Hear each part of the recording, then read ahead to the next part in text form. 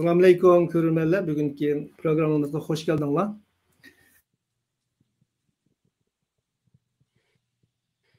İslamga qarşı o'chmanlik, İslamga qarşı düşmanlik kun sari avj olyapti. O'sha oyninki 27 kuni Yunnan o'lkasiningki Tonxay noyisidagi qadimiy bir masjidni jami desak bo'ldi. Bu Ming sulolasi mezgilida qurilgan qadimiy cho'ng bir masjid. Buni Xitoy doiralari yıkmoqchi bo'lganda yerlikdagi musulmonlar bilan cho'ng to'qinish chiqdi. Ve bu to'qinishninki ta'siri butun dunyoga yayildi. Xalqaro medialarmi bu to'g'riliq gerçi kichikroq bo'lsa-mu xabarlarni berishga boshladi. Biz dal vaqtida bundan 2-3 kun burun bu to'g'riliq bir axborot bayonoti e'lon qilgan edik. Bugungi programmamizda biz shu voqeani ko'rgan holda Xitoyda kundan kunga avj olayotgan shu islom dushmanligi, islomga qarshi o'chmanlikningki sabablari va buningki hozirgi real ahvoli, shundaqla kelgusidagi taraqqiyot yo'nalishlarini muloyiza qilib o'tmoqchimiz. Bugungi programmamizga Amerika'dan Uyghur Tadqiqot Merkezimizning müdiri Abdulhakim Hasan efendim, Abdulhakim İdris efendim, shundaqla tadqiqot yetakchimiz Ilshod Hasan efendim qatnashdi. Abdulhakim aka, Ilshod aka, ishqilinglar, xush keldinglar.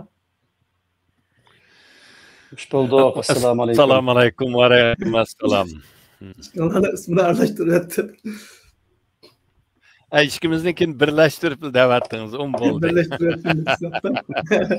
Sepimiz yine Xitoyga qarshi. Naqosa naq temaga kirib ketaylik.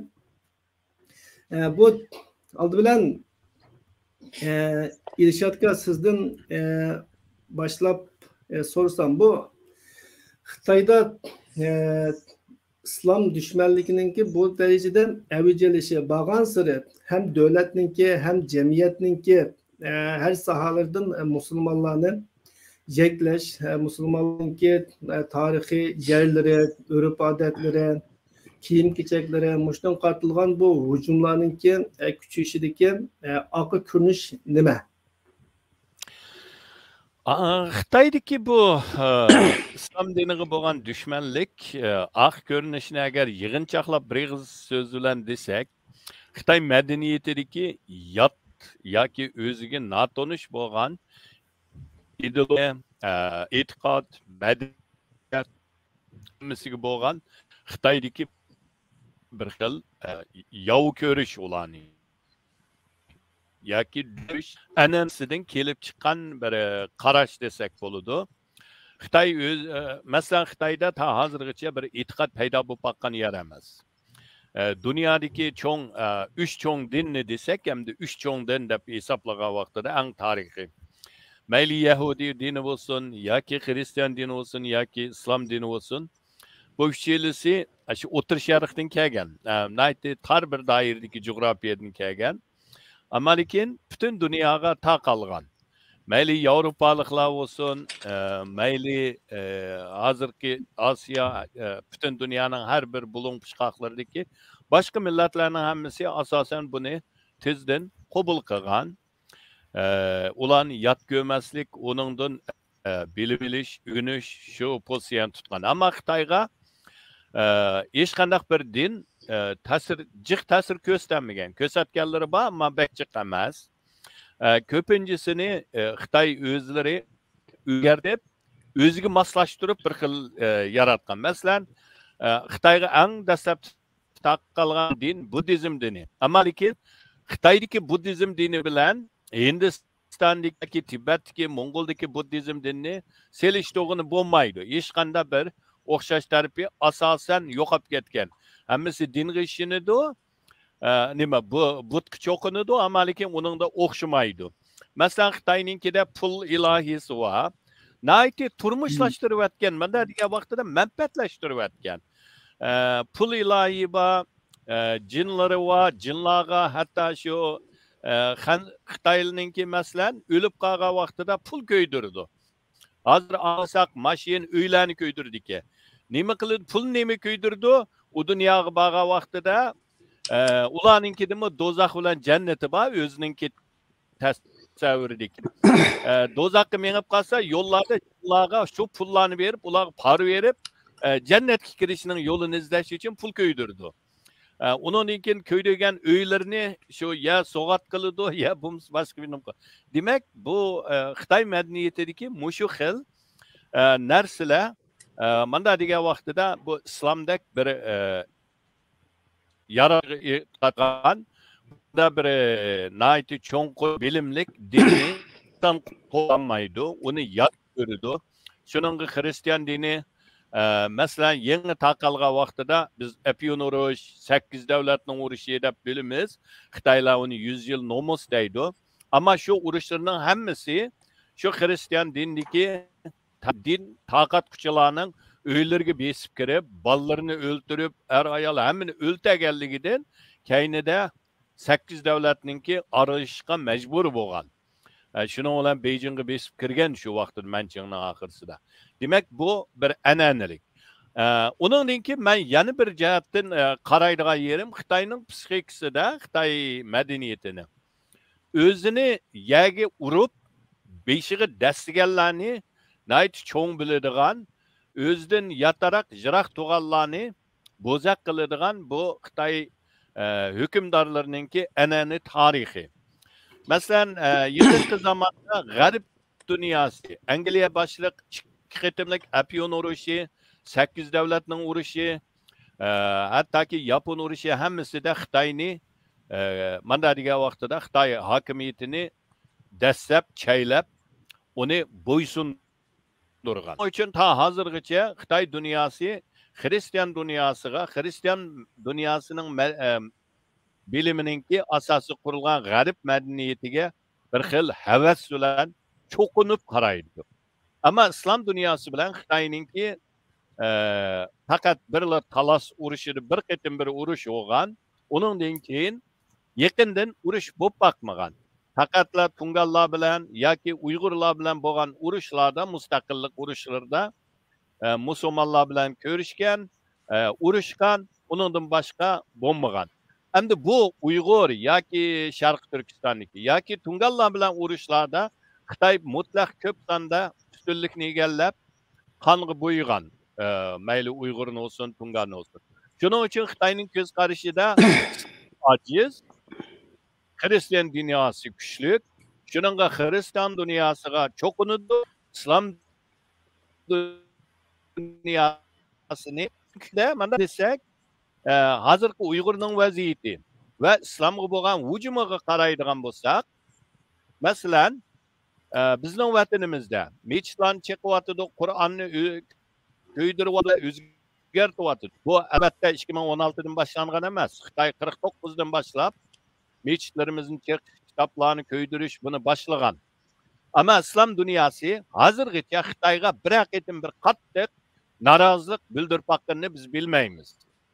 Bo'libmi mana necha yilingizda biz ko'rdik. Ammo lekin Hristiyan dunyosi yoki g'arb dunyosi desak bo'ladi.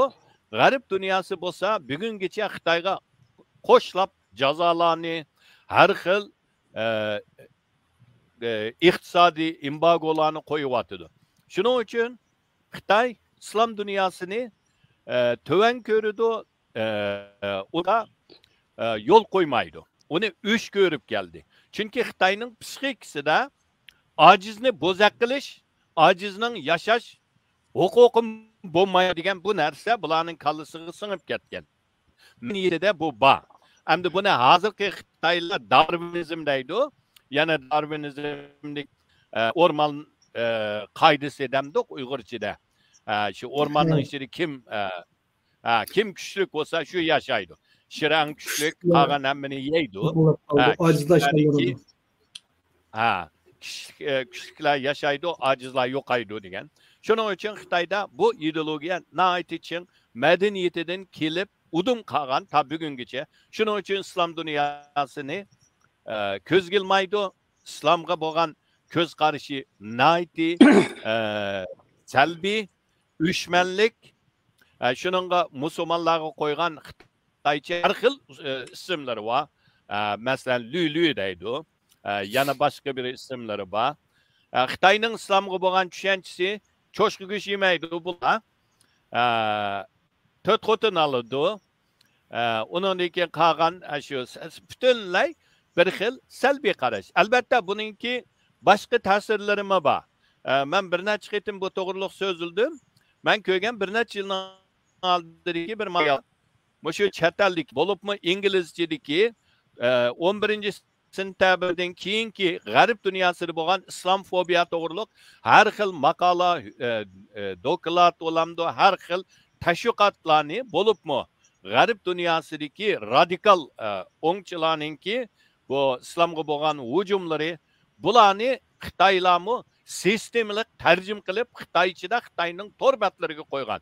Shuning uchun buning bilan Xitoyning azaldan bo'lgan bu qarashlari texmi o'ziga o'zi dalil bo'lib buni kuchaytirayotgan.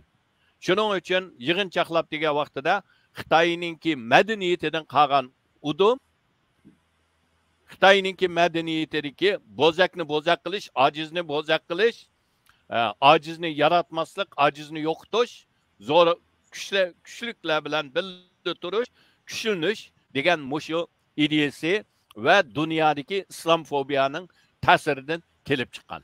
Rahmat. Rahmat. Nayt yaxshi yo'ritib berdingiz Xitoydagi islom dushmanligininki keskin nom bilan islamofobiyaninki tarix orqa ko'rinishini. Hamda Abdulekim aka yuqorida ilishayotgan naytni obrazlik qilib Xitoylarninki kim ojiz bo'lsa shularni bekrak bo'zaq qiladigan, kuchliklardan qo'rqadigan bir tabiati borligini, shuning uchun islom dunyosininki, musulmonlar dunyosininki Xitoydagi bo'libmi bizning vatanimizdagi islomga qarshi harakatlarga ovoz chiqarmaganligi uchun shunga ularniki texmi dadil holatda qo'rqmay bu xil islom dushmanligini elib berayotganligini o'ttirib qo'ydi. Siz islom dunyosida faoliyat qilayotgan ham Xitoyninki shu islomga qarshi urushini tashviq qilib kelayotgan bir faoliyatchi bo'lish sifatingiz bilan Xitoydagi bu xil hodisalar islom dunyosiga qanday aks etadi? Ya'ni islom dunyosidan qaraganda ular qanday ko'radi ekan bu narsalarni? Bu yerdagi bu sistemalik bu qarshilikni ular nimishga tunib yetolmaydi? Bu savolga javob berishning oldida Ilshad efendim deginiga o'xshash bu Xitoyninki tarixiy madaniyatidan kelib chiqqan islom diniga va musulmonlarga o'chmanligi.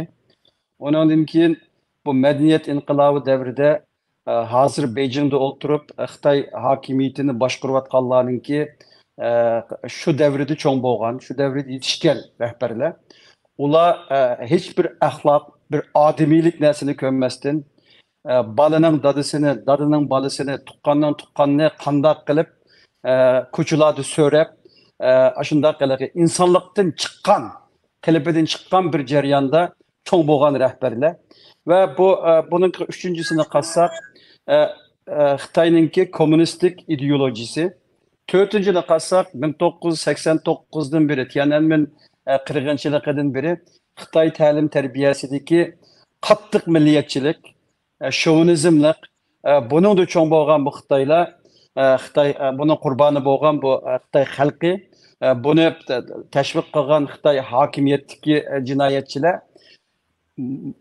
bütün Xitoy xalqini va Xitoy armiyasini va Xitoy propagandasini musulmonlarga qarshi bir yetishtirib chiqqan bir nima mavjud hozir.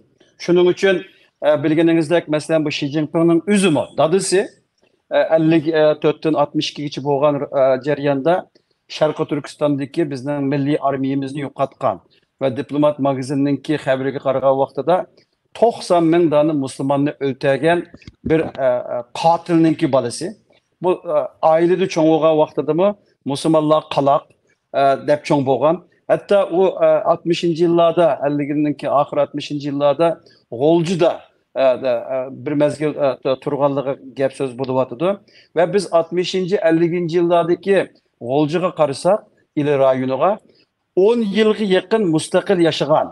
Ya'ni Rossiyaninki Sovet ittifoqining ta'sirida bo'lib, Avropa madaniyati bilan tanishgan, madaniyatlik, saviyalik, o'ltirib qopshi, yemek içişi, kiyim kiyişi, turişi alaqanında emas. Yevropalik bir milletni temsil qilgan, bundaq bir nimani ko'rgan. Bu Xi Jinping'nin bununda deyman hem aileden ko'rgan hem Uyg'urlarga bo'lgan o'chmanligi bundan chiqqan.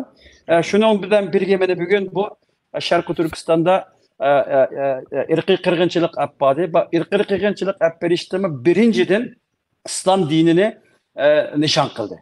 Bizniki e'tiqodimizga hujum qildi.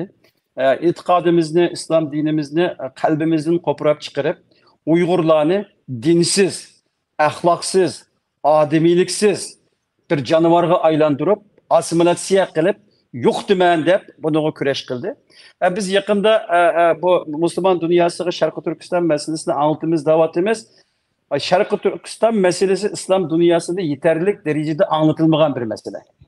Bu musulmonlar g'arb dunyosida balki g'arbliklarningki axborot erkinligi ve bazı özlerininki milli menfaatleri bu sebep tüpeyliden Uygur meselesi biraz deyimiz gün tertipli geldi. Ama Müslüman dünyası da kilenmedi. Çünkü Müslüman dünyası da Xitaylardan tehdit teşvikat yapmadı. Uygurlar için her kandak bir emri hareketle elip verilmedi. Meyli teşvikatı olsun, kitapçılıkta olsun, neşriyatta olsun, labiçilikte olsun ve imamlarla tanıştı olsun, muassislerle uçuruştu olsun elip verilmedi. Şunu biz bu Müslüman dünyası kirgendiğin keyin bu birinci hemen bizge uçurgan narsa faqatlam Xitayning ta'tir teşvikatı. Birincisi Uygurlar bölgünçü, Uygurlar radikal, Uygurlar deymiz terörist degan bu üç şuar bilen Xitay hakimiyeti köp Müslümanların mingisini zehirlep atkan.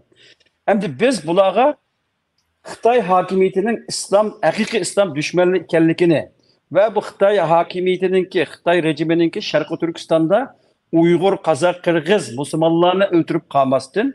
İslam akidesiga bo'lgan hücumunu ispatlash uchun tirishmoqdamiz. Ve biz yakında bir bu haqda Xitoydagi islom düşmanligi ve Müslüman dünyanın buna karşı tutumu degan bir 88 belki yakın bir dokulat e'lon qildik. Bu dokulatimiz 4-5 ay jarayonida bir qancha mutaxassislarninki ishlashi orqali vujudga chiqdi. Biz buningda Dilshod efendim degeniga o'xshash bu meselelerinin hammasini Xitoyninki islomga ko'z qarashini, Xitoydagi islom düşmanligini, Xitoydagi Müslümanların kemstilishini, Xitoy komünist hakimiyetining islomni xitoylashtirishini ve bu butunlay islomiy aqidani haqiqiy mohiyati bilan o'rganishdan Uyg'urlarni, Tungallarni mahrum qo'yishlari ve dini alimlarni, dini ulamolarni, ziyolilarni to'xtamasdan turmalarga silib, ularni o'ldirib yo'qotishi, Qur'oni Karimni ko'ydirishleri, masjidlarni yiqib chiqib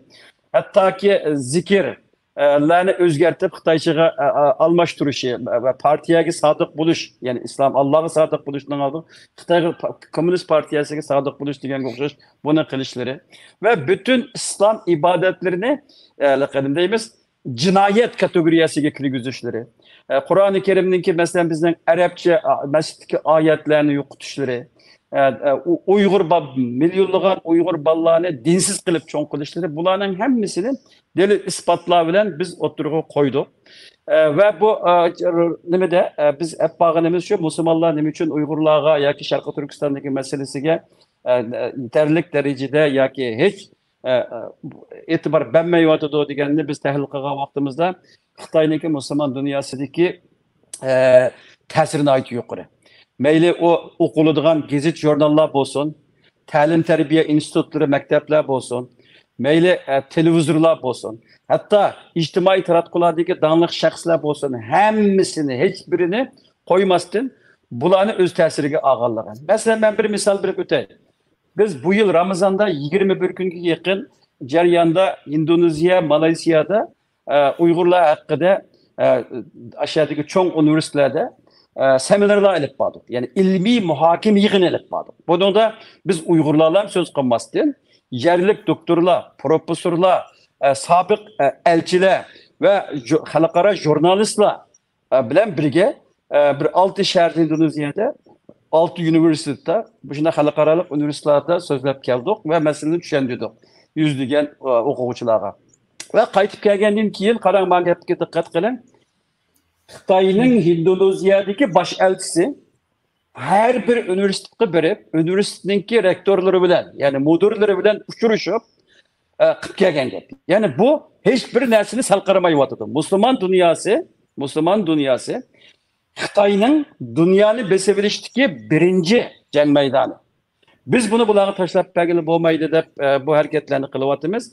Demek Xitoylarninki albatta bu Müslüman dünyasını öz ta'siriga ilishda masalan bu bir belvaq bir yo'l ming tuzab faoliyatini projektini ishlatyapti. Hozir qarasak qarang, bugungi kunda Xitoy 1 trilyon dollarga yaqin mablag'ni o'sha bir yo'l bir belvaq degan projektiga mablag' sarf bo'lgan holda. Rossiya bugun Xitoyning iqtisodining 8dan 1ga to'g'ri keladigan bir holga kelib qelyapti. Va Xitoy o'zining atrofida bir qancha davlatlarni İngilizce'de fail state deydi. Haqiqiy mangmaydigan davlatga aylantirib bo'ldi. Masalan, bunun birisi Shimoliy Koreya. Shimoliy Koreyani xolisi Amerika qarshi ishladi. Xolisi atom sinoqlarini qilg'izdi. Hozir biz Yaponiyaga berib so'zlashgan vaqtimizda Yaponlarning birinchi qo'qishi Xitoy o'zi hujum qilmasdan Shimoliy Koreya orqali bizni bexatarligimizni ta'kidga solyapti. Ve ondan keyin atrofidagi demokratik davlatlardan birisi Myanmar. Myanmar'da qanday qatlamlarni yapmadı, Rohingya musulmonlarni o'ltirdi ve yerdekin demokratik bir saylan bilan o'qib kelgan bosh ministerini yana tashlab, yana askar xuntani hokimiyatga keldi. Bu Myanmar'dagi askarlarninki hayotda qilishi yana Xitoyninki Xitoyga bog'liq bo'lib Komünist partiyasiga. Ve yeni bir misalni alsak Pakistan meselesi. Pakistan'a Xitoy bugunga qadar 62 milyarga yaqin Xitoy Pakistan iqtisodiy koridori deb bu yerga mablag' solgan. Ve bu Pakistan'da mı bu pulunu başvuruş için bizden Şarkı Türkistan'ı eksploatasiya qilish için bin tüvenni kullangan o'xshash. Xitoy Pakistan iqtisod ticaret koridorunu başvuruş idaresi deb bir idare kurup, bu idare yoki Pakistan parlamentosunun astı demez, Pakistan prezidentinin qo'l ostida demez, Pakistan baş ministerinin qo'l ostida demez. Üziş devlet içinde devlet büyüklüğüne okşar, sabık generallar ve sabık istihbaratının başlıkları başkuran bir halde buluvatıdı. Beni bugün karısak Pakistan'da hazır İmran Khan baş ministerliğini elip taşlap, onun için Xitoy bu siyasetçi özgergini yok. Bulucistan'daki problem buluvatıdı. Bugün Pakistan'daki 3'ten 2 elektrik enerjisi Xitoyning qo'lida. Rawalpindi, Lahor'daki normal Müslüman halkı Xitoyga hazır neçikat elektrik nemesine pulunu tölevatkan bir halde. Demek bu Pakistan'da mı?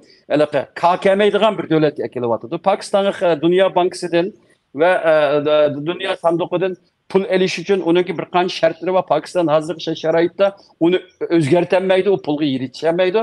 Yani birden bir Xitoyning qo'li qılıvatıdı. Xitoy kunun qo'liga tushgan adam boşuna o'xshagan şekilde mengib ketib boradi. Ve qarısak Afganistan meselesi. Afganistan bilen bugün Kabul bilen Ürümçi aralığında Taliban bilen Xitoy komünist hakimiyetinin oturusunda aeroplan nemesi katnedi. Ve Afganistan'daki bütün şu batarya, kelgüsüdeki elektrik nemesi işlediğin maddelerinin hemmisini Xitoy öz kol astığı ağan halda. Ötkendisiyle program kılıp Xitoy'nın Otur Asya'daki tesirini sözüldüğünde.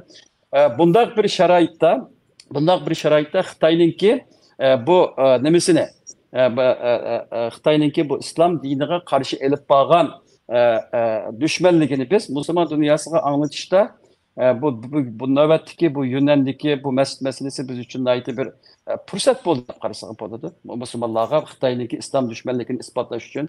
Yana bir narsaga sal qaradik biz Uyg'urlar masalan bu Lanju atrofidagi munarlari o'zgartirilgan, cheqivitilgan masjidlar to'g'riliqmi yetarli darajada tədqiqat elib verib, bunu mu biz öz davayımız için kullanamadık. Ben Afrika sözümünü şununla tüketmekçi, biz elbette Tungallar ile Şarkı Türkistanlıklarının oturusu da tarihte nayti eğir vakalar yüz bergen, Uygur Müslümanlarını kırgan, facialik işler boğan. Hem de o tarihten tecrübe elib, biz bugün bular bilen kelgüsü de bunlar işinki yeni bir katım tekrarlanıp kalmaslık için Tungallarını qanday faydalanıp Xitoy komünist hakimiyetininki Şarkı Türkistan'da elib berayotgan irqiy qirg'inchiligini ve Müslümanlarga elib berayotgan zulmini to'xtatishda qanday hamkorlik ilib berish to'g'riliq tadqiqotlarni ilib berishimiz kerak deb qarayman. Gapim biroz uzab ketdi. Bilganinglardek islom dunyosi cho'ng dunyo 57 davlat Afrikada, Osiyada, Yevropada bundaq bir davlat bo'lgandan keyin bu masalalar bir tafsili keng masala. Ama şunu unutmasligimiz kerak, bizningki bu Sharqi Turkistonliklarning musulmon bo'lishi va Xitoyninki bu musulmon dunyosini mayli iqtisodiy jihatdan, texnologiya jihatdan, informatsiya jihatdan, diplomatiya jihatdan, istixborot jihatdan qattiq ta'sir ostiga ilib bu bizni ilgilendirdigan masala. Biz bunu tadqiq qilishimiz va bu jang maydonida bizningki ma'lumot informatsiya jangini qanday olib berishni nayt astoydillik bilan o'ylab, har rayonga ko'ra mesajlarni ishlab chiqarib, bunu taqitishimiz nayt muhim deb qarayman. Abdikimninkiga men qo'shib azroq o'xshamaydigan fikr. Bu yerda musulmon dunyosiga Uyg'ur masalasini biz meningcha xeyli burun başladık. Bu başlanış xeyli burun. Mesela ben Malaysiyaga 2003-yılı çıkıp 2004'te ya 2003-yılı ahir çıktım. 2004'te ben Malaysiyadaki Xitay İslam Ministerliğinin astırındaki Xitay Müslümanlığa dava kıldığım bir kanşildim. Şunun astırında İslam Yaşlar Teşkilatı'nın bir işhanesi vardı.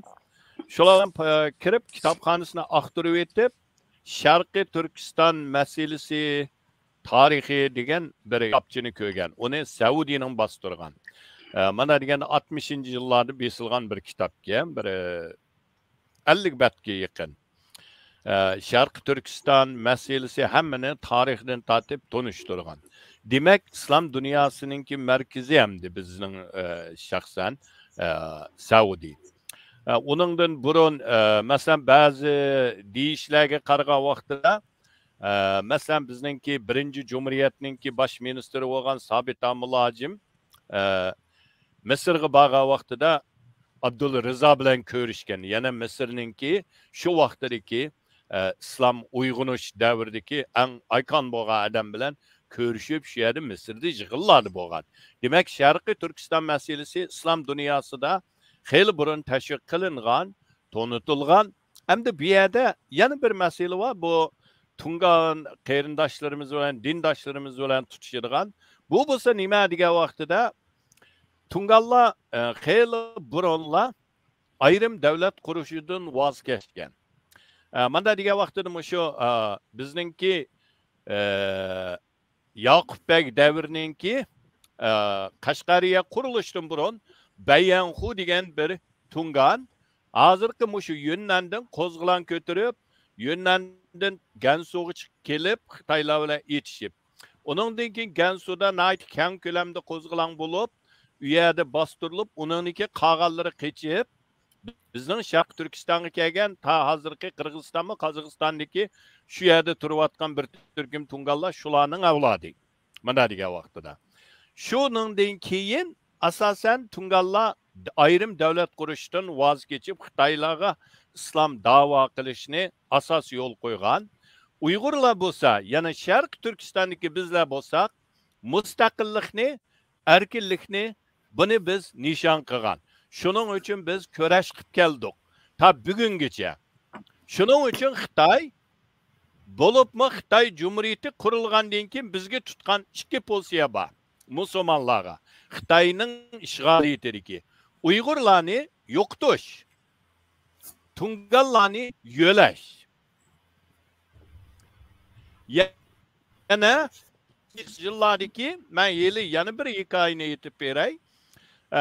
Yillardan keyin, yani atalmış islohot içishdan keyin qisqa bir vaqtda Uyg'urlar azroq nafas oladigan, dinni asli keltiradigan, unda chet elga chiqib ba'zilarimiz o'qishga ulguradigan bo'lsak, tezdan 90-yillardan boshlab yana Barin, G'ulja, Obu 40-yillardan keyin bizga bo'lgan islom dunyosi butunlay to'sildi.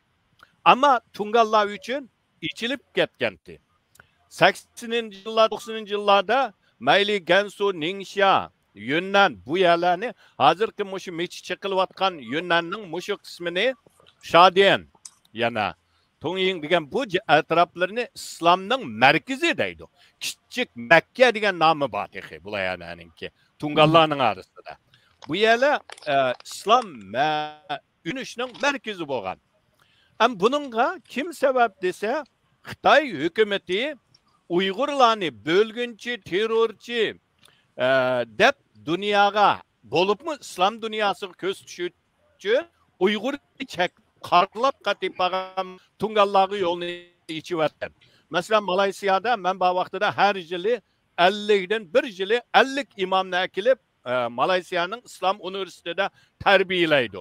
Bütün haqqini Malayziya hukumati chiqaradi. İslam birligi bilan Xitoydagi islom nima deymiz uni islom Xitoyniki markazi shular bilan birlashib qiladi. Ammo men shu vaqtida islom jamiyati deyman. Men shu vaqtida bir Uyg'urni qo'shib kirgizadiganga ish baxtim. Qomul bilan aloqalashdim. G'uljida aloqalashdim. Qatti Uyg'urning kirishini qo'llamadi. Malayziya tarafini hal qildim. Xitoy tarafdan uni xatnavat pasakmi yo'l qo'ymadi. Demak, bu yerda nima qilyapti-do, nima o'yin o'ynayapti-do deganda, Xitoylar shu vaqtida Tunganning olimlari, ulamolarni chiqarib, islom mana, bizga vakil mana. O Tungallarning zo'r bir turkumi Makka, Madina, Malayziya, Indoneziya davlatlarida o'qib, arab tilini bizning hozirgi yetilayotgan yoshlarimizdek so'zlaydi, dinda yetilgan, bular qo'pib, uddulab berib arablarni Beijingdagi New Jedaydi, shu yerdagi masjidni ko'rsatdi, Tungan ulamolar ular bilan paranglashidi. Ningxaga borsa, hatto bir mazgil 90-yillarda Ningxaninki televiziyasida Tungan ayol qizlar chimbal bilan chiqib xabar anglatgan. Bu bizning Sharq Turkistonda o'ylabmi, tasavvurmi qilish mumkin emas. Shuning bilan u yerda har Ningxada, Yunnanda, hattoki Xinanning ba'zi Tungallar jiqyalarida arab tili maktabda oxirsi bizning vatanda to'sigandan keyin Uyg'ur bolalar qechib shu yerlarda o'qiydigan ahvollar yuz bergan. Buni balki mablikim mendan yaxshi biladi. Jiq Uyg'urlar shu yerlarda berib o'qidi. Ba'zi dinni haqiqiy qarindoshligiga yetgan Tungallar mening anglashimcha Xitoy saqchilari tutimiz deb Uyg'urlarni kelganda ba'zi Tungan imomlar, maktabning boshliqlari bu Uyg'urlarni qochirib atgan, möktirib qat'iy yo'l qo'ymagan. Ammo hamma Tungan unda bo'lmadi. Buni qilish kerak. Tungallar xeyli bir mazgilgacha Xitoyning qo'yib berishi bilan Xitoyda dinni erkinlik mavjud. Mana o'ylanglarmi? Deb arablar ko'rsatgan, boshqalar ko'rsatgan. Ammo Uyg'urlarga kelgan vaqtida hatto ba'zi Tungallarmi Uyg'urlar bo'lguncha ular maydan arilib chiqib ketimiz deydi. Ular terrorchi degandan keyin islom dunyosiga mana degan vaqtida musulmonning og'zi orqali bizni yovuzlashtirib ko'rsatgan. Buningda bugungi kunda masalan Tungallarmi buni e'tirof qilyapti. O'zlarining ba'zilari men bilan paranglashib deydi, o'z vaqtida biz o'yin ko'rgan, ammo bugun bizning beshimizga keldi, biz bilmay qoldik deb. Hattoki bu yerda desam, o'sha qurultayning ichida bo'lsa bir Tungan bo'limi qurgan bo'lsanglar, biz uchun ovoz chiqarsanglar deb Tungallar menga deganlar bor. Bu ne degan? Ammo lekin bu yerdagi masalani biz o'zimizning tashviqoti yetilmagan yoki biz angiltanmidi deb to'g'ri angiltishda balkim bizmi passiv ahvolda bo'ldik. Ammo aslama Turkiyadagi diniy ulamolar tashkilotlari nayt yaxshi angiltyapti. Balkim 70-80-yillarda bizning azroq ojiz bo'lib qoldi. Bizning ojiz bo'lgan vaqtimizda Xitoyning bu fursatdan foydalanib, abayman degan mushular orqali albatta uningda faqat Tungallar emas. Bizdan boshqa bo'lgan jiq millatlarni bizga soldi Xitoy. O qarindoshlarimiz bila bilmay manfaat uchun, nam shuhrat uchun, chatalga chiqish fursati uchun bizni qarlab berdi, bizni sotdi. Bizning qinimizga ular ba'zi manfaat martabalarga erishdi. Men esimda bor, buni desam, G'uljida dankını çıkargan bir tungan var. Hasal setip dankı çıkargan. Şu Malaysiyada vaqtimda berip, men bilan ko'rishgan vaqtida Elshad sizlardinki dinni ulama, danglik yozg'uchi, asar yozg'uga adamninki men bir nechasi anglab yo'q dedi. Sen türmege berip izle. Uygurning danglik imamları, Uygurning danglik ulamaları, yozg'uchilari hammasi türmede. Sen tunganning bir anglab baqqanmi? Yavkepte deb bir hikoya yozganligi uchun 10 necha yil kesilib ketgan tungan bormi desam yo'q deydi. Uyg'urdi bor. Bir kichikkina asar yozganligidan turmagi solangan. Sen bunu bilemse desem yo'q bilmaydi ekan deydi. Sen G'uljida bika yashapsa dedim. Ba'zida hamda asta qattiq gapimiz. Rost asta dedim. Chunki uning G'uljiliklar biladi, Hasal setib nomi bor. Hasal bir markalik Hasal. Onu bilgenler tungan deydi, bilmegenler Uygur'un okşaydı dep o Hasal'ın markası Müslümançı isim boğaniki dep bildi. Şu adam bilen aşına bir değişken boğan.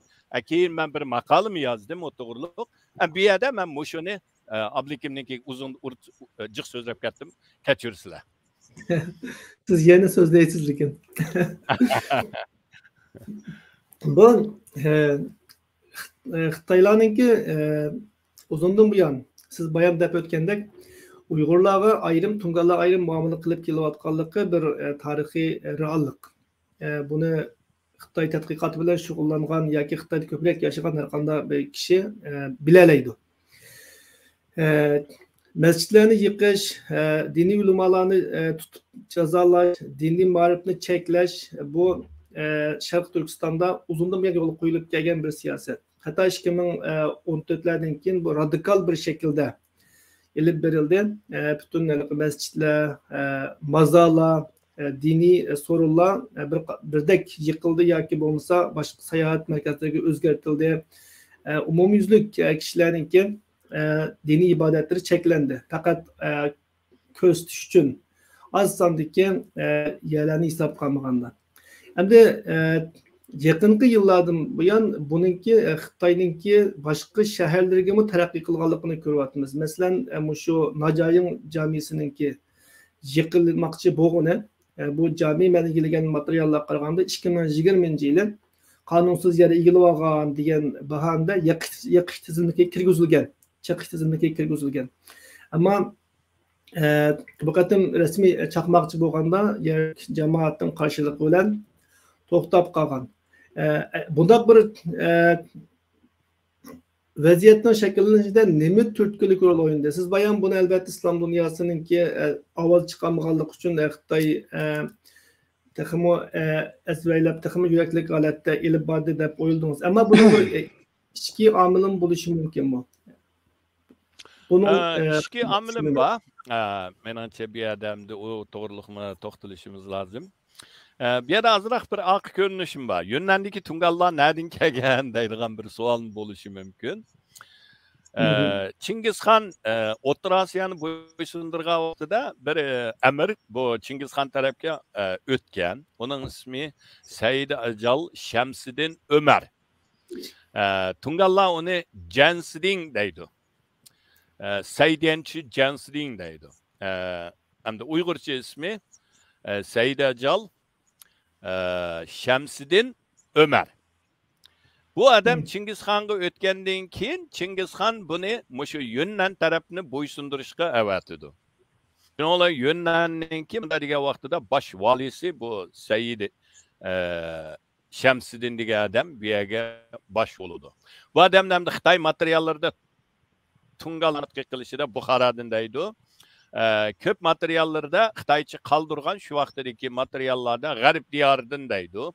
Bazıları onun yanı bir ismi Arslan Xan deydi.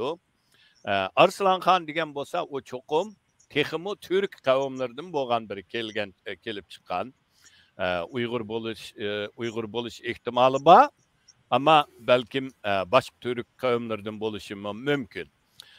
Albatta Tungallar hozir özün yıldızını Muhammed Peygamberimge ulayımızda bu Said Shamsiddin'ni mu? Said degan isim aslında şu Peygamberimden evlatlarının dep tonup, şunun Peygamberimden evladı. xo'jalar deganga o'xshash shu avlodi deydi. Ama menimcha shu g'arb diyoridan Uyg'ur yoki Türk bo'lish ehtimoli cho'ng. Uzun gapning qisqasi bu yönlarni boshqarish jarayonida ko'pni egan. Bu musulmonlarning avlodlari shu yerdagi yerliklar bilan birlashib, kengayib, bugungi kundagi millati shu yerda asos bo'lgan bo'lar. Hattoki keyingi Xitoyninki Ming sulolasining davridagi dangliq dengiz generali bo'lgan armiyasi admiral Jung He deganmi shu Said Shamsiddinning avlodi. Shuning avlodi. Mana degan vaqtida u Türk avlodi bo'lish ehtimoli nihoyatda cho'ng. Bu Türk deganimiz hozirgi Turkiya emas, shu O'rta Osiyoni ko'rsatadi. Endi bu yerda yana bir tilga ilishib keldigan bir muhim bir voqea bor. Yana buni Shadian voqeasi deydi Xitoy torbatlarida. 1975-yili Xitoy yana Deng Xiaoping shu vaqtida Xitoy hukumatiningki davlatining harbiy ishlariningki komitetining bosh qo'mondoni, ya'ni Zhong Chanmujang vaqtida 8000 dan ortiq askar Shadian bir yezi kentlarni askarlar qorshab, oxirisi zambirak tutib, bunun ichida hozir chaqimiz degan 2 mechitning birisi shuning ichida. Buni oxirisi zambirak tutgan. Sabab nima degan vaqtida 73-dan keyin bu yerdagi tungallar mechitni ichishni talab qilgan hukumatdan.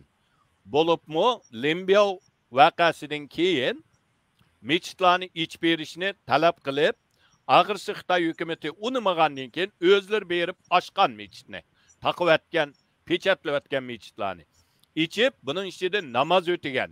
O'tgandan keyin Xitoylar kelib, bu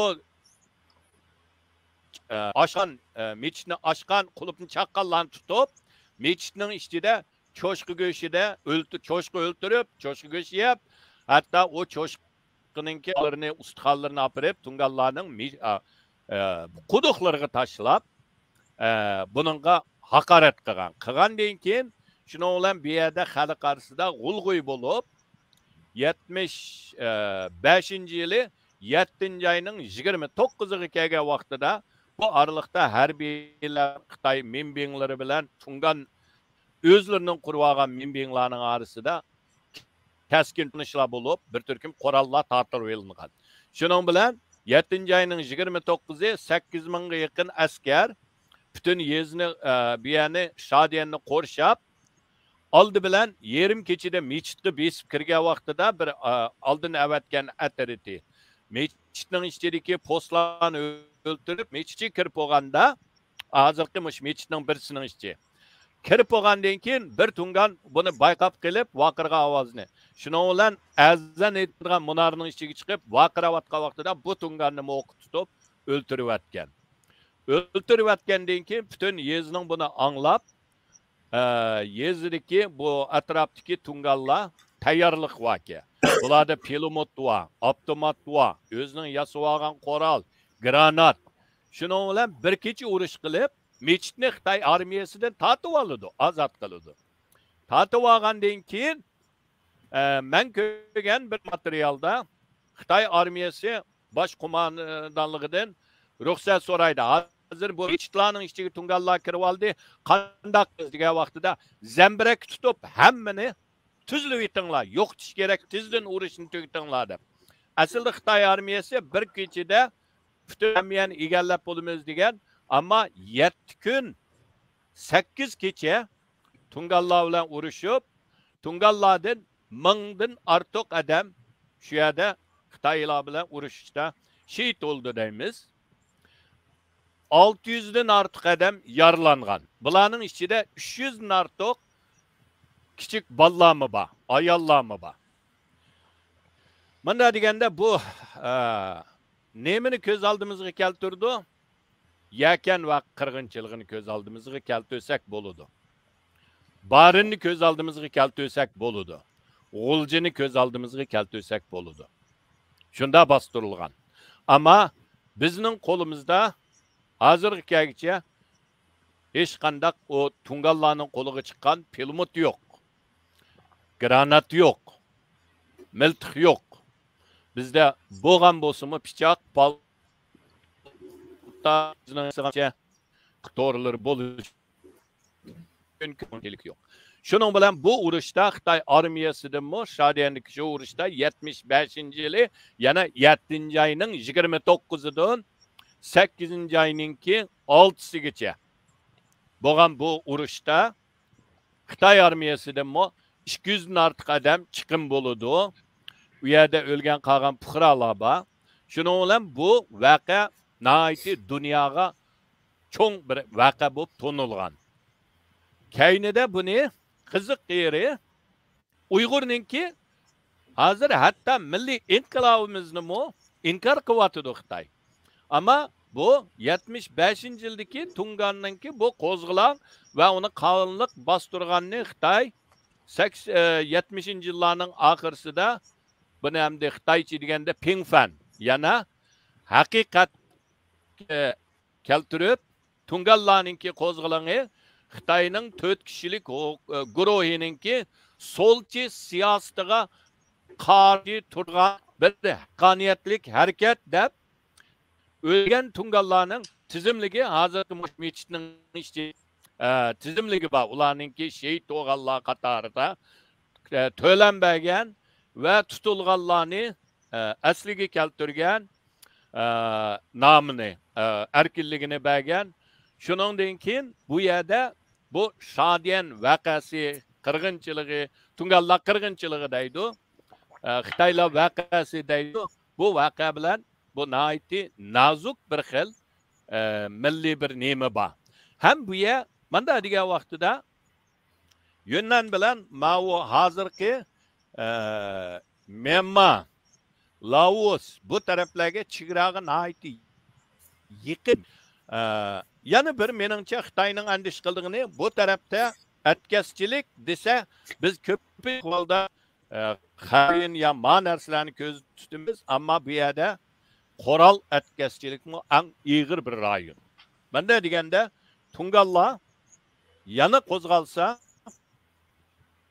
bular meningcha tayyor, balkim yana bizdan yaxshi bo'lishi mumkin.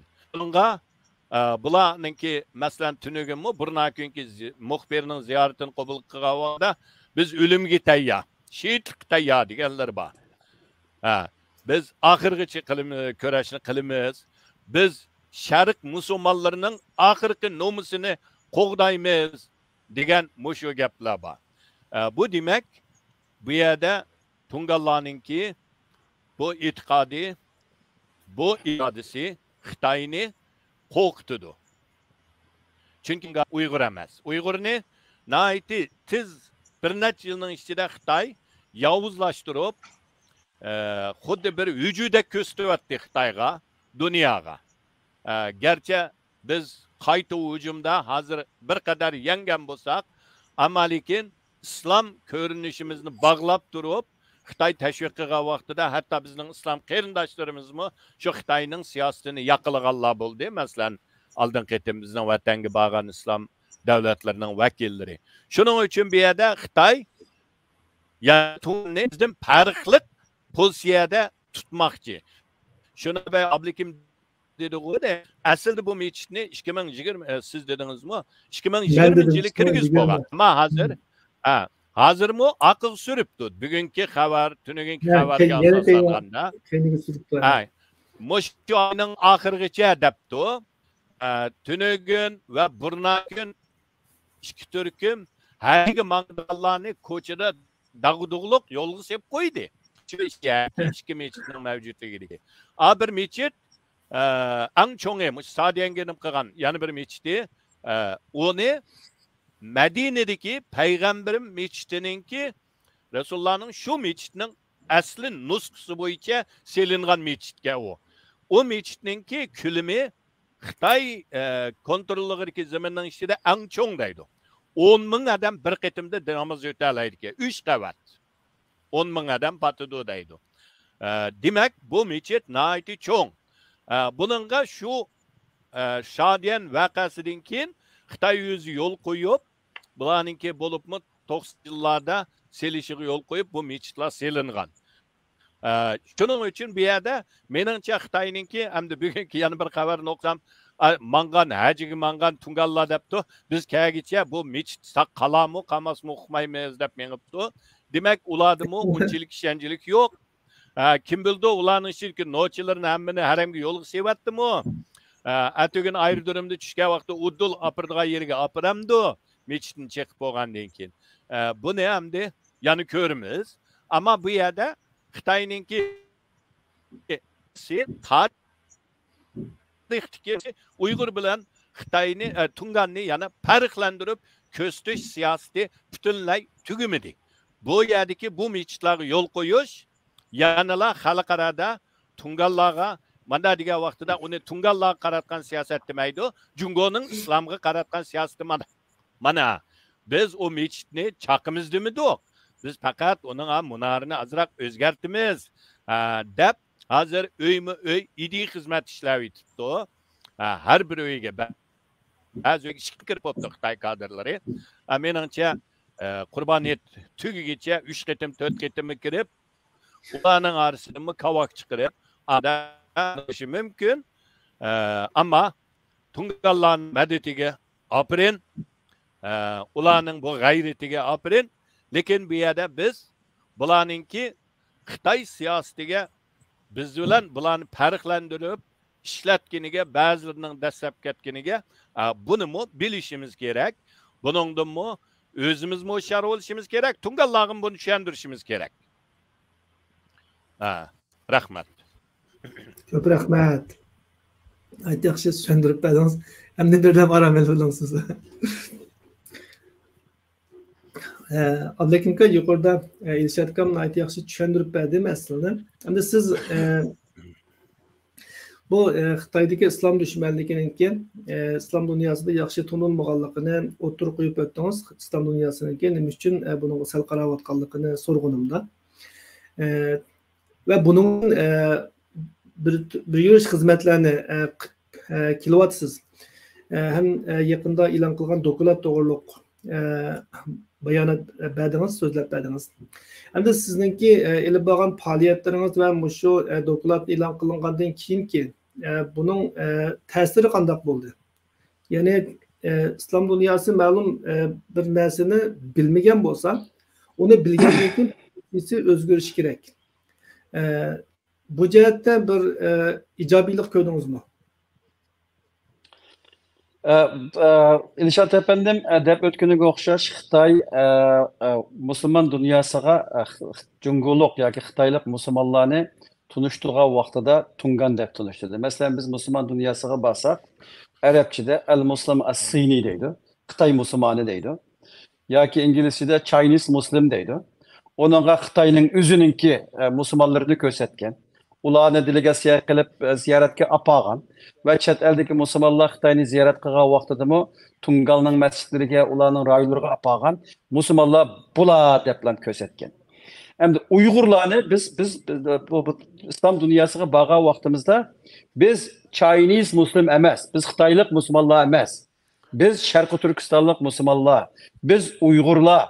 Bu Uyg'urlar, Sharqi Turkistonlik musulmonlar İslam sivilizatsiyasininki büyüşüge bo'lgan Merkezi Asiyadagi eng muhim xalqlarning biri. Biz islom dunyosini sharq tarafdan keladigan tahdiddan qo'g'dab keldik. Biz islom dunyosininki sharqqa qaratilgan qal'asi, agar Xitoy kommunist hokimiyati Uyg'urlarni yo'qotib etsa, islom dinini Sharqi Turkistonda yo'qotib etsa, İkinci Andaluziya demdik. Bugün İspanya, Portugalya'daki vaka yani 101'dir. Bu Uygurlarınki minlarca yıllardan beri Xitaylar bilen soquşab kelgan, Xitayninki hilgarligini biladigan, makkarligini biladigan, qanda mangadigan, qanda kuladigan, qanda qo'padiganligini biladigan bir xalq.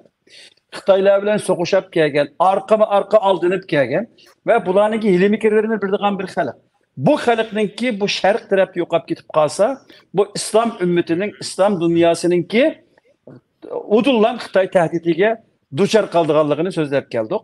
Hamda men boya deb o'tganimdek bu Uyg'ur Sharqi Turkistonliklar biz islom dunyosida faoliyatlarimizni kuchli ilib boramidik deganim asosiyatdan men 2001dan tortib qarayman. 2001 yili bu 11 september terrorizm voqeasidan keyin va bu g'arbninki xalqaro terrorizmga qarshi so'qash etishidan boshlab Xitoy o Sharqi Turkistonliklarni bir kishining ichidan bular terrorist, bular ekstremist, qandaqki g'arbliklar terroristlarni so'qashgan bo'lsa, men Uyg'urlarni shunda yo'qdiman deb boshlab bangan. Biz o kundan beri g'arbda biroz markazlashib qoldik. Albatta, musulmon dunyosida o'qiganlar bo'ldi, tashviq qilganlar bo'ldi. Biroq biz bu aktiv genosid 2014, 2015, 2016 manga vaqtida asosiyatdan kuchimizni g'arb davlatlariga, demokratik davlatlarga markazlashtirdik. Chunki o davlatlarda Xitoyningki kuchi yuqori bo'lg'achqa. Endi biz bugun da'vatqanimiz bu musulmon dunyosiga siyosat degan shunday mumkin bo'lmagan narsani mumkin qiladigan narsa.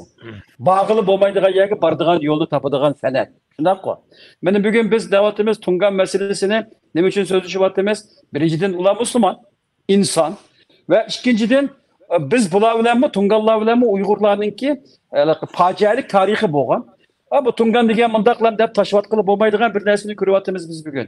Bugun Xitoy kommunist hokimiyatiningki Lanjudagi yüzlerce mescitlerini çekip ötüşü, munalarını ele ötüşü, yerdeki mescidin imamlarına çocuğu güçünü yiyişki mecburla ötüşü ve bir yerden berip hem de bugün yönlendiğim bu Canubi taraftaki bu mescidini yıkıp bir yerdeki Müslümanların yoktu ben de berişi bu biz için Uygurlar için Uygurların İslam dinine karşı geçivatkan uğraşını Müslümanlar aldığı ispatlaydıgan bir kozur. Benim demek çoğunun bu. Biz qanday qilib Bayilshad Hasan efendim deganga o'xshash Tungallar bilan buniki quyuq munosabat qurishimiz kerak. Biz ulardan qanday foydalana ular bilan birlashib Xitoy kommunist hokimiyatiga qarshi tura oladigan yerlarimiz qanday, farqli yerlarimiz qanday. Biz buniga taqobil tura olishimiz kerak. Bu nuqtai nazardan ilib aytgan vaqtimizda bu intayin muhim. Hamda Musulmon dunyosiga kelsak, musulmon dunyosida biz shuni ko'rdik. Bag'an ko'pligan yerda Xitoy kommunist hokimiyati bu yolg'onni deyimagachga xalqlarni bundan bir to'ygan oldi. Masalan, musulmonlarning ko'pinchisi boshda bu Amerikaningki Xitoyga qarshi o'yin ekan deb Xitoy kommunist hokimiyatigidek e'tirof qilgan bo'lsa, bugungi kunda bu undaq emas ekan. Bu yerdagi musulmonlarningki namoz o'qish, ibodat qilish, ro'za tutish, yashash va hatto assalomu alaykum deyish imkoniyati yo'q ekan. Bu Xitoyninki demesi degani yolg'onkan. Men buningga bir ish qilmasam bo'lmaydi ekan deydigan bir aloqa fursatning borligini ko'rdik. Lekin yana bir kelgan vaqtida Xitoy kommunist hokimiyati nihoyatda qattiq agressiv holda bu musulmon dunyosida mavjud. Xitoy kommunist hokimiyati musulmon dunyosidagi davlatlardagi medialarni boshqardi. Bayağı bilan ticareti var. Bütün musulmon dunyosiga qarasak ZTE, Huawei texnologiyasi mevcut. Qo'ldagi telefon so'zlashgan so'zingiz Beijing orqali mangadi. Ve bu musulmon dunyosidagi internet kabel yoki yo'llarining hammasi Xitoy sog'an. Ya'ni universitetdagi tadqiqotchilarningki materiallari, tadqiqotlari kompyuterga yuklasangiz ham Xitoyning oldiga boradi degan gap. Davlatlarning ikki ichki nimasini biladi degan gap. Bu şekilde bo'layotdi. Buningdan ko'plagan musulmonlar nayt rahatsız. Bizga bu fursat kelyapti biz Uyg'urlarga. Biz bularga Xitoy kommunist hokimiyatiga qanday taqobil turish, qanday buningki yolg'onchiligini oshkorlash, buni o'tirib qo'yishimiz kerak. Biz Uyg'urlar sonimizning oz bo'lishiga, moddiy imkoniyatimizning oz bo'lishiga qaramasdan biz bu o'tgan 7-8 yildan beri Xitoy kommunist hokimiyatining rejiminingki Sharqi Turkistonda elib borgan irqiy qirg'inchilikni dunyo jamoatchiligiga elib boralidik. Uyg'ur sud kollegiyasini qurib chiqardik. Birlashmiş Milletler Teşkilatı'nın qandaylikin bo'lmasa bir rapor chiqdi.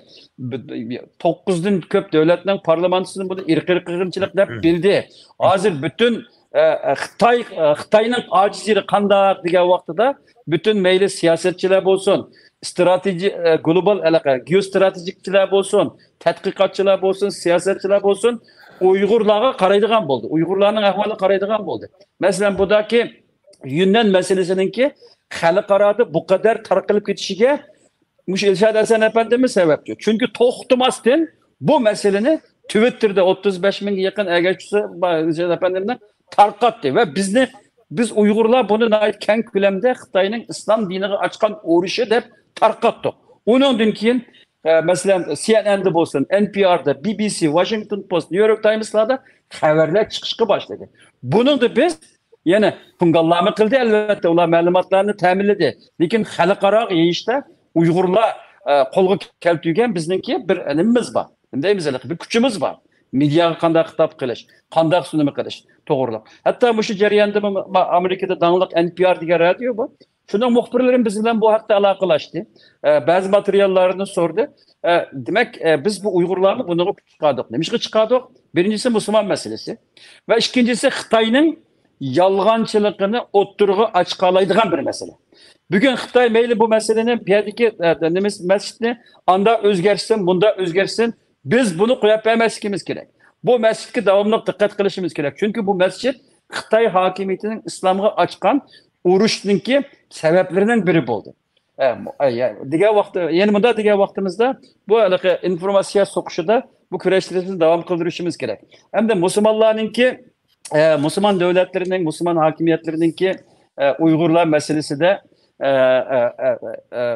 dikkat itibarını çekiş için biz bulağa toxtamasdan məlumatlarını bilişimiz gerek, raporlarını yazışımız gerek, kitaplarını yazışımız gerek, bulağa bilen sözleşişimiz gerek. Biz bazı bir kısım bizni kollaydıgan gruplar bilen kalmasın. Mesela Müslümanların içinde mi? Naiteleri, konservatif gruplar Uygurlarını kollaydı. Biz ular bilen sözlensek, ular bazı devletlerinin 4%, 2% nemesiga, deymiz, avazı insanlar var. Ama iyadip Uygurlara karşı ya ki Uygurlarını kollamaydıgan gruplar var. Bizden vazifemiz bizni kollaydıganlarını yenimizi tutuş, kollamaydıganlarını qayıl qilish ve karşı çıkanlar bilen uruşuş. Şundan ki bu jarayonda tadqiqotga bütün xalqimizningki bu haqda kuch chiqarishga ehtiyojimiz var. Sharqi Turkistonliklarning ko'pi Müslüman devletlerinde yaşayımız. Bular chet eldekilerki. Mesela ben bir yer bu şu münasebetten şunu demekçi bu Kazakistan, Kırgızistan, Özbekistan'daki Uygurlarımızdaki Sharqi Turkiston meselesini Urusça tilda toxtamasdan yazışı, anlatışı, sözleşi gerek. Çünkü bizdeki en çok meydanların birisi bu Merkezi Asya buludu. Okşaşlar Pakistan'da okup gelirler Urducu sözlese, Arapça okup gelirler Arap dünyasına kitap yazsa, makale yazsa. Bizge okşaş benim boşunda YouTube kanallarda, ictimai taratqularda toxtamasdan bu meseleni anlaşımız gerek. Biz toxtamasdan bu meseleyi gün tertib tutuşumuz gerek. Eğer biz bu meseleyi gün tertib tutmasak, dünyada çok devletler birbiri bilen yaşap keterleydi. Biz için bunlarla bir soğuşap birdiğen bir güçlüğe teyyar boğunu yok. Bunu biz hazırlayışımız gerek. Biz bununla üzümüzde Uygurlar buluştuğumuz bilen biz şuna kadir.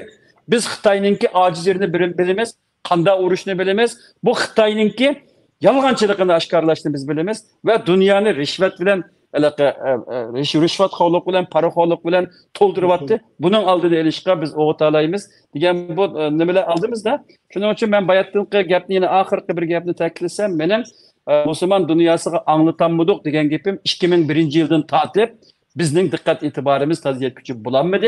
Çünkü biz hemimiz şafaatini Amerika'dan gariptinden kütüp kaldık. Ondak bombaydı. Bu iş gariptinden paylanamaz. Latin Amerika'dan, Afrika'dan, hatta Xitay'ın içindeki Xitaylardan. Çünkü biz bu cengde bizden birden bir düşmanımız var Xitay Komünist Hakimiyeti. Xitay Komünist Hakimiyeti'nin Şarkı Türkistan'ını koğulap çıkarıp Uygurlarınki, Kazak, Kırgızlarınki erkin azade yaşını koluk keltügen kadar biz her kanda kuşuyla işbirliği yaparsak buludu. Ama ulara ergeçsek bombaydı. Biz üzümümüzdeki mevkayını bilişimiz gerek. Şunun için bugünkü bu fırsattan faydalanıp şunu demekçi biz Tungallar en köp Tungalların ziyneti atqa yerin kelgen birisi ben. Şundan ko, katlan kılıp yerin kelgen. Hatta Mahmut Emin Buğra'nınki inelleri Emir Sahip Şah Mansurlarınki kallısını böyle yögep top oynagan. Tungallar şular. Ben devatime. Biz Tungallar bilen bugün gün kelgen vaxtıda ularni tadqiq qilib, ulardan qanday foydalanalaymiz, neler işbirliği qilalaymiz, komünist hakimiyetiga qanday taqabul turalaymiz, bu meselelerni biz elip berishimiz gerek. Biz bu jangda har qanday kuchdan foydalanishimiz gerek demoqchiman. Rahmat. Ko'p rahmat.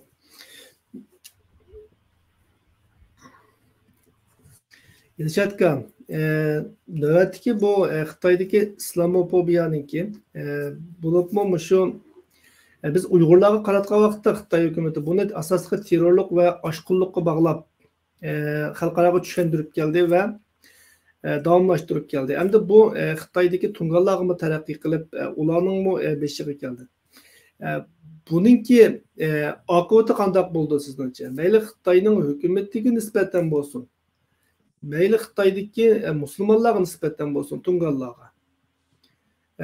Buning bir siyosiy ijtimoiy oqibatiga nisbatan sizningki so'zlaydiganlaringiz bormi?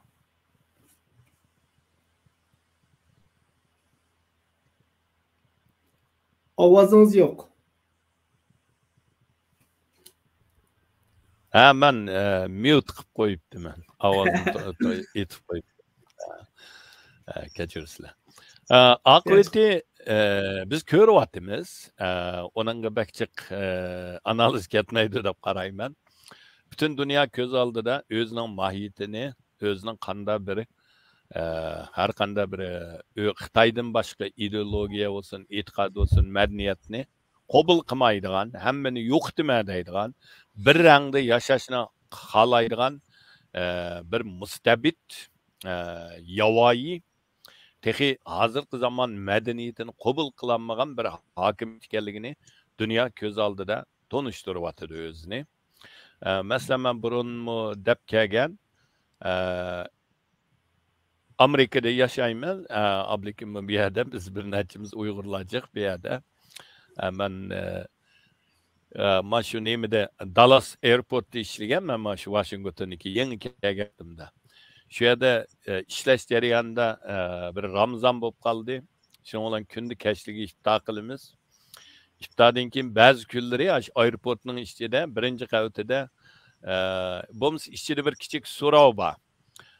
Ama xizmatda 15 minut vaqt berganligidan shu iftorni qilamiz, shu yerga yig'ilib namoz o'taydigan alda xizmatchilar 10 nechimiz, ba'zi kunlari passajirlar qo'shilib 100 ga odam yig'ilib. Shuning bilan aerodromning ichida 100 odam, ba'zida saqchilar kelib taraflarni tutib berdi bizga qo'g'dab. Namozni o'taymiz. Men shu vaqtida hayron, hang-tang qolgandim. Chunki bu aeroport, Dallas Airport, naq shu 11-sentabrdagi bir aeroplan shu yerdan uchgan. Pentagon qilgan aeroplan. Shunchalik cho'ng bir ziyonkashlikka uchirgan Amerika shu kang qo'yni bilan musulmonlarning yana shu aerodromning ichida ochiq oshkora shu yer namoz o'tishiga yo'l qo'yib, bu tanqusalik, hozirgi zaman madaniyat, demokratiya, erkinlik deganimiz, barobar deganligimiz shu turmushninki har bir inchki yerida shuni ko'rsatdi. Bu demaklik bu davlat zamonaviy madaniyat, insoniyatni qabul qilgan. Har qanday bir narsa o'ziga o'xshamaganini qabul qila oladi. Ammo Xitoyga qaraydigan bo'lsak, bir Uyg'ur aerodromda namoz o'tash emas, hozir o'zining uyida Türü okumaydı, ballarga ügetenmeydi.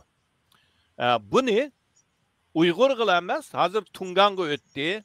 Bizden vatanimizde aldı da Uygur, kendi Kazak, Kırgız, hemmisi ötken, kendi Tungan'ga ötken, kendi ablikim diyen goxşar, Lanjo, Gensu, Ningxia bu taraflarda meçitlerini özgertti, çaktı, hem de yönden geldi.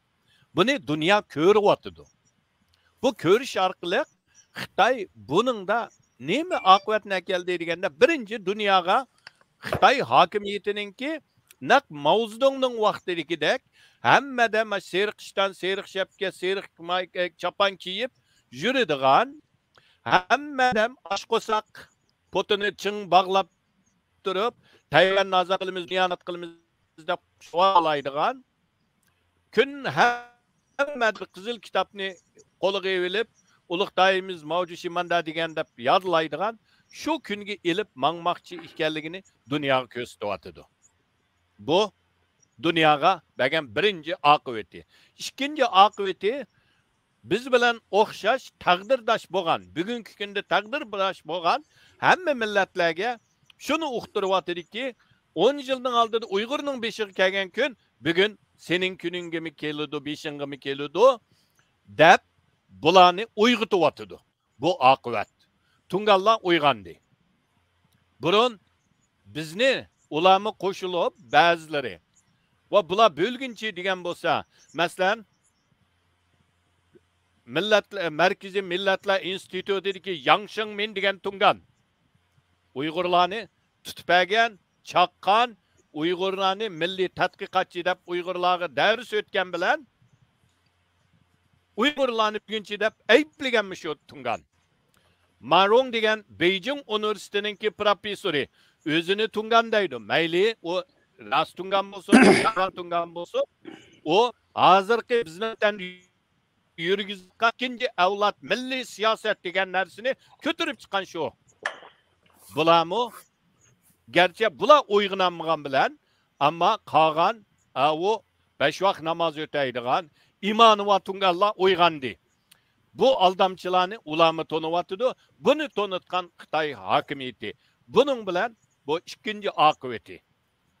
Uchinchisi nima degan vaqtida habibliki bizga 14 milliard damdoq Xitoyning hammasini bizga dushman qilishning hojati yo'q. Bularni uyg'otyapti Xitoy hokimiyati. Mujundaq har bir odamni qistab akilish orqali bu Xitoylarni uyg'otyapti. Bu Xitoylarni o'xshashla Uyg'urga qilgan bu millatchiligi, bu zulmning nahaqligini bu Xitoylarga to'ntiryapti. Burun gap qilmaydigan bo'lsa, hozir deydigan bo'ldi. Mana ati o'gin 1989 yildagi 4-iyul Tiananmen qirg'inchiligininki qancha yillik bo'ladi, yig'li bo'ladi.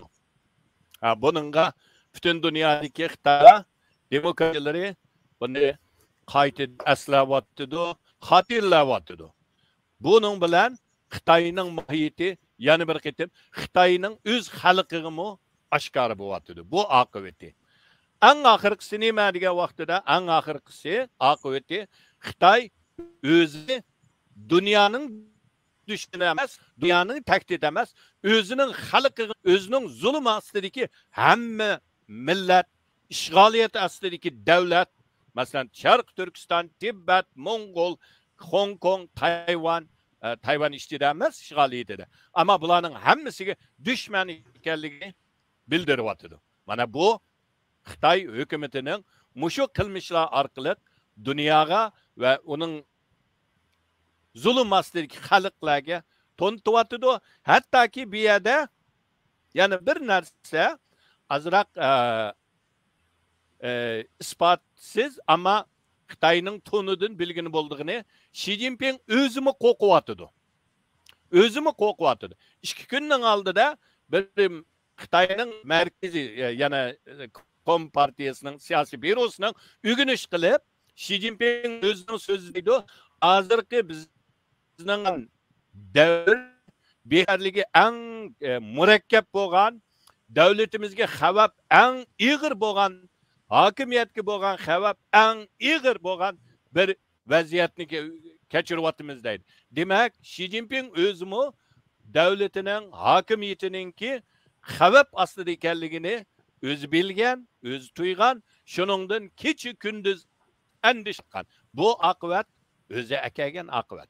Shuning uchun bu yerda biz umidvorlik bilan qaraydigan bo'lsak, bu yanala Xitoyni halok elib mengyapti. Balkim bu 1 yil, 2 yil, 5 yil, 10 yil bo'lishi mumkin. Ammo insoniyat tarixida har qanday zolim oxirsi o'zining putini o'zi palto bilan chopidi, oxirsi o'zini o'zi putlaydi, oxirsi o'zini o'zi ko'midi. Go'rini o'zi qo'laydi. Shuningga bu Xitoyningki bu qilmishlarining oqibati yakunlab yetgan vaqtida o'zining go'rini qo'layapti. Rahmat. Ko'p rahmat. Oxirida Abdulekim aka sizdan bir savol so'ray, shuni bilan nimani programmani oxirlashtiraylik. Uzun yillardan buyon Xitoy hukumati Uyg'urlarningki islom e'tiqodini bostirishni Uyg'urlardagi terrorlik, ya'ni qo'sh tirnoq ichidagi terrorlik va oshqullik mavjudligiga bog'lab keldi va xalqaro jamiyatni bo'libmi islom dunyosini ma'lum darajada ishontirdi. Çünkü İslam dünyasında mı her kaysı hükümetlerine karşı terörlük hareketleri ve teşkilatları boğaçka bulup mu dini tuzağaçka bu Xitay'ınki terörlük hakkındaki teşvikatları ulanınki hem menfaatine uygun hem özününki devlet bir xatarlik düşüncesiyle uygun. Şunun için Xitay bu cihetten belgelik galiba kıldı. Onun üstüne siz yukarıda ötkendek 11. sentabr vakasından kiyinki Garip dünyasınınki halkara terörlük karşı hareketi bunun için bir şarait yarattı. Endi növbette Xitay'ınki bu İslam diniga bo'lgan o'chmanligi Xitoydagi ichkiri o'lkalarga taraqqiy qilib, u yerdagi boshqa Tungan, Shiba qatorliq boshqa millatdan bo'lgan musulmonlarga yamridi va u yerlarda masjidlarni yiqadigan, diniy ma'rif cheklaydigan ahvollar ko'rildi. Siz yuqorida buni biz uchun islom dunyosiga Xitoyning islom dushmanligini, islamofobiyani tunishtirishning bir fursati dedingiz. Ya'ni navoda agar ular Uyg'urlar terrorchi bo'lganligi uchun bostirgan bo'lsa, undaqda Tunganlarni nima qilib bostirdi degan mantiqni anglatmoqchi bo'ldingiz deb tushundim gapingizdan. Mushu nuqtalarni chiqish qilganda buningdan keyin islomninki Xitoyda bostirilayotganligini Xitoydagi islom dushmanligining nuqul Uyg'urlarninki atom terrorlikqa yoki oshqullikqa bog'lanishligi bilan munosabatli emas, balki Xitoyninki o'zininki davlat siyosati va milliy hissiyoti bilan munosabatli ekanligini tushuntirishda nimalarni qilishimiz kerak, nimalarni qila olamiz, mushaqdagi qarashlaringizni o'tirib qo'yib o'tsangiz, shuni bilan bugungi programmani oxirlashtirsak deb o'ylayman. Shu, deganingizga o'xshash Xitoy kommunist rejimi Uyg'urlarni terrorist, asabiy, qaloq degan bu qalpoq ostida butun ta'tir tashviqotlarda mayli g'arbga bo'lsin, musulmon dunyosiga bo'lsin, keng doirada tashviq qildi. Endi bilinganidek biz Uyg'urlar o'zimizni musulmon dunyosiga o'zimiz tunutishimiz kerak. Biz undaq emas deyish uchun Uyg'urlar kim? Uyg'urlarning tarixi, madaniyati, Uyg'urlarning insoniyatga va islom sivilizatsiyasiga qo'shgan to'hfalari, Uyg'ur yozuvchilari, Uyg'ur olimlari, san'atchilari, bizning jo'g'rafiya o'rnimiz, bo'libmi Uyg'urlardek Ipak yo'lininki jon tomirida bo'lgan bir xalq, nurg'unlagan dillarni ko'rgan, millatlarni ko'rgan, hokimiyatlarni ko'rgan va boshqa millatlarni ko'rmagan vaqtida boshqa millatlarni mehmon qilgan, yo'lga sap qo'ygan, Sharqi Turkistonga mal-beshidan mal akirsa, A5dan chiqqanga qadar mallarga ta'minotni bergan. Bundaq bir isil, bir xalqni tunishtirishimiz kerak.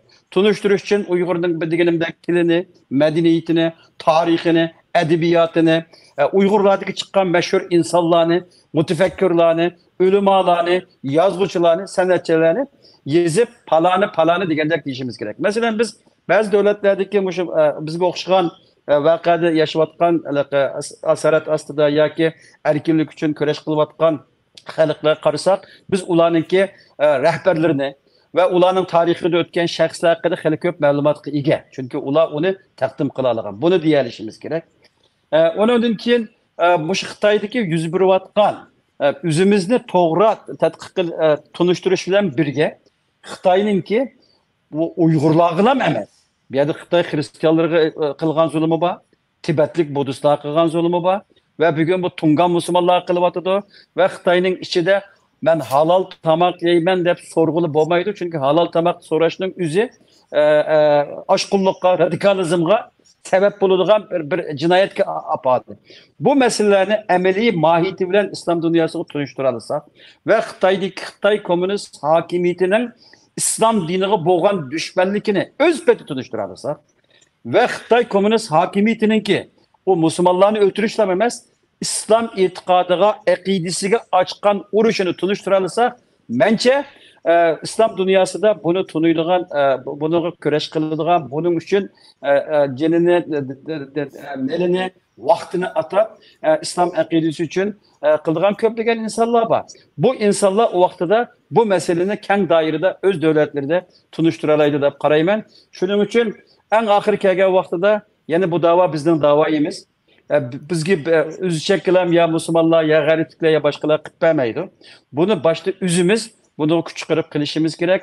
Bo'libmi bugungi 7-8 yil o'tgandan keyin aktiv irqiy qirg'inchilik davom qilib 7-8 yil bo'lgan vaqtida Uyg'urlarningki, Uyg'ur tashkilotlarining rahbarlarining, shaxslarning, boylarning, ziyolilarning bel qo'yib turgan vaqtimiz emas. Bu hammadan nozik bir masala. Bu hozirgi vaqt bizningki hayot mamat meselemiz. Bununla o uyda o'tirib ya ekran oldiga chiqib bu Amerika'nın düşmanı Amerika bana caylap berdi. Bu Rusya'nın düşmanı anda qilib berdi. Bunda qilib berdi. Quruq nazariyaning keragi yo'q. Amaliy ish qilishimiz kerak. Az ko'ptir sababini qilib, qoldisini Alloh taoladan kutsak, menchi biz Xudoyim buyursa bu zulmninki oxirini ko'ralaymiz va xalqimizningki erkinlikda yashash fursatiga erishganligini ko'ralaymiz deb qarayman. Rahmat. Har ishkilarga ko'p rahmat. Bir narsani qistirib Tamam. qo'yay. Bo'ldi. Hozirgi shu nemada ikki mech chiqildigan yerda birisi Qur'onninki Xitoychininki eng mukammal hozir Saudiyada besib chiqarayotgani Qur'on tafsirisini tarjim qilgan Majen Galik. Yana birisi Xitoyninki markaziy millatlar institutida muallim bo'lgan Linsong deb yana bir tungan o'lim odam bor. Bu odammi Qur'onni Xitoy she'riyati bo'yicha tarjim qilgan. Bu odammi shu yerda tug'ilib, shu yerda eng dastlabki muarifini olgan. Shuningga o Shadian shu eng degan bu taraflarni yo'nlanninki Tungallarninki islom madaniyatiningki beshigi deydi. Bu bir qistirib qo'ydigan dangliq ikkisi. Yana birisi terrorizmga kelgan vaqtida ma o shu Majenni tanishtirgan kitap. Masalan buningdimi bu ikki xil dunyoda terrorizm mening shaxsan ko'z qarashim. Birisi solchilarning elib chiqqan terrorizmligi, kommunistlarninki, fashistlarninki bularning kommunistlarning bo'lib Xitoy kommunist, Rus kommunist, hamma yerdagi kommunist hammasi eng ashaddiy terroristlikni yeb borgan. Bular faqat o'zining ideologiyasini boshqalarga tengish uchun terrorizmlikka yeb borganlar. Uningki yana bir xil terrorizm bor. Buni aql va hokimiyat nima uchun bu ish yuz berdi deb uning oq ko'rinishini izlaydi.